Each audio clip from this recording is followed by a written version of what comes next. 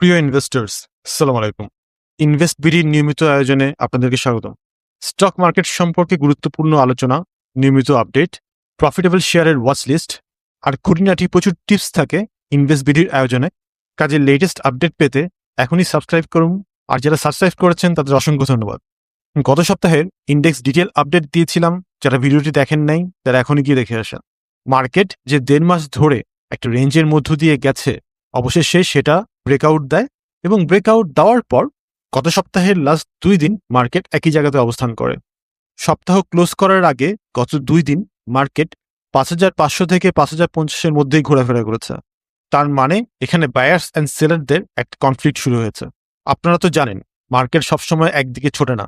2 দিন যদি আপট্রেন্ড থাকে তাহলে পরের দিন ডাউন ট্রেন্ডে আসতে লাগে। এই যে চ্যানেলটি দেখতেছেন, এটা হচ্ছে মার্কেটের র্যালি। এই বিশাল র্যালি দেওয়ার পর এই মুহূর্তে মার্কেট একটু রেস্টের প্রয়োজন এবং সেই রেস্টিং মার্কটাই হচ্ছে মার্কেটের সাপোর্ট জোন। গত ভিডিওতে আমরা বলেছিলাম মার্কেটের সাপোর্ট জোন এই মুহূর্তে হয়েছে 5,400-তে। তার মানে আজকে না হয় কালকে মার্কেটকে এই 5,400-তে সাপোর্ট নিয়ে তারপর উঠতে হবে। আর গত সপ্তাহের লাস্ট 2 দিন মার্কেট যেরকম রিয়েক্ট করেছে তার থেকে জিনিসটা স্পষ্ট, মার্কেট এই মুহূর্তে একটু থেমেছে এবং 5,400-তে আসার জন্য মার্কেট এই মুহূর্তে প্রস্তুত। লং টার্মে মার্কেট অবশ্যই আপট্রেন্ডে আছে। মার্কেট যে ব্রেকআউটটা দিয়েছে এই ব্রেকআউটটা খুবই স্ট্রং ছিল এবং মার্কেট এখন পুরোদমে আপট্রেন্ড। কিন্তু ইনভেস্টার্স, আপট্রেন্ড মার্কেটেও নিচের দিকে পুল ব্যাক হয় এবং প্রকৃতপক্ষে এই পুল ব্যাকটা মার্কেটের জন্য খুবই ভালো। নিচের থেকে শক্তি সঞ্চয় করে মার্কেট উপরের দিকে যাওয়ার ক্ষমতা অর্জন করে। আগামী সপ্তাহে আমরা দেখতে চলেছি মার্কেট নিচের দিকে হালকা একটু পুল ব্যাক দিচ্ছে এবং উপরের দিকে যাওয়ার জন্য ফাইনাল প্রিপারেশন নিচ্ছে। আপনাদের যাদের হাতে স্টক ধরা আছে তারা মোটেও ভয় পাবেন না, কারণ এটা একটা সাময়িক পুল ব্যাক হতে চলেছে। পুলব্যাক আপট্রেন্ড মার্কেটের একটা অংশ, এখানে ভয় পাওয়ার কোনো রিজন নাই। এই যে দেখছেন একটা রেঞ্জ, এই রেঞ্জের ভেতরে বড় বড় যেসব ফান্ডগুলো আছে সে ফান্ডগুলো স্টক কালেক্ট করেছিল, এখনো তারা সেই স্টকগুলো সেল করে নাই।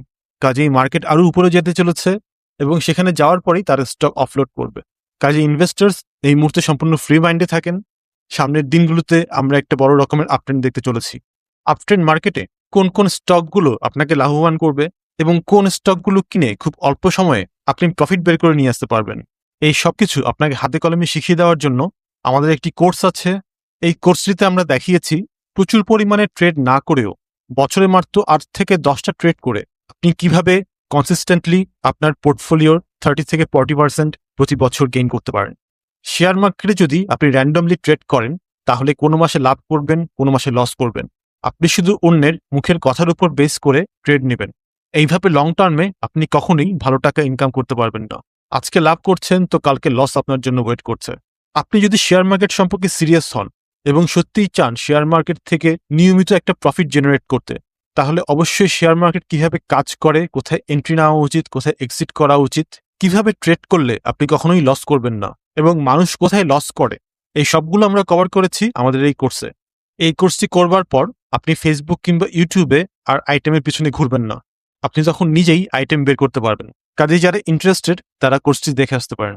আজকে আমি আপনাদের কোনো আইটেম দেব না, কিন্তু হালকা একটা হিন্টস দিব যে আইটেম কিভাবে বের করতে হয়। এটা প্রাইম ফাইন্যান্স অ্যান্ড ইনভেস্টমেন্টের চার্ট। দেখুন, শেয়ার মার্কেটে যেহেতু ইনভেস্ট করছেন আপনি অবশ্যই জানেন স্টক সবসময় বটমে পিক করতে হয়। তার মানে প্রাইস যখন একটা সাপোর্ট জোনে থাকে তখনই স্টক পিক করার আসল সময়। এখন কথা হচ্ছে এই সাপোর্ট জোনটা কি? সাপোর্ট জোনটা কিছুই না, প্রাইস যখন নিচের দিকে নামতে নামতে একটা জায়গায় গিয়ে স্টপ হয়ে যায় সেটাই হচ্ছে সাপোর্ট জোন। তার মানে প্রাইস যখন বলে যে ভাই আমি আর নিচে নামবো না, তখনই সেটা হচ্ছে সাপোর্ট জোন। সাপোর্ট জোনে এসেই প্রাইস স্টপ হয়। আর এই সাপোর্ট জোনগুলো হয় প্রাইস প্রিভিয়াসলি যে জায়গাগুলোতে এসে আগে আটকিয়েছিল। সিম্পল কথায় এই যে দেখেন প্রাইস নিচের দিকে নামতে নামতে এই জায়গাটায় আগে আটকিয়েছিল, কাজেই এটা একটা সাপোর্ট জোন। আবার উপরে এসে দেখেন এই জায়গাটাও প্রাইস কয়েকদিন আটকিয়েছে, তার মানে এটাও একটা সাপোর্ট জোন। আমরা যদি আরো দেখতে চাই তো চার্টের আরো আগে গিয়ে আমরা দেখতে পারি প্রাইস এই জায়গাটায় আগে আটকিয়েছিল, কাজে এটা একটা সাপোর্ট জোন হলো। এই জায়গাতেও প্রাইস আগে আটকিয়েছিল, কাজে এটাও একটা সাপোর্ট জোন। মুদ্রা কথা হচ্ছে প্রাইস যেখানে যেখানে আগে আটকিয়েছে সেটাই সাপোর্ট জোন। এখন এই সাপোর্ট জোনে আসার পরে আপনার কাজ হচ্ছে প্রাইস এখান থেকে ব্রেকআউট দেওয়ার জন্য ওয়েট করা।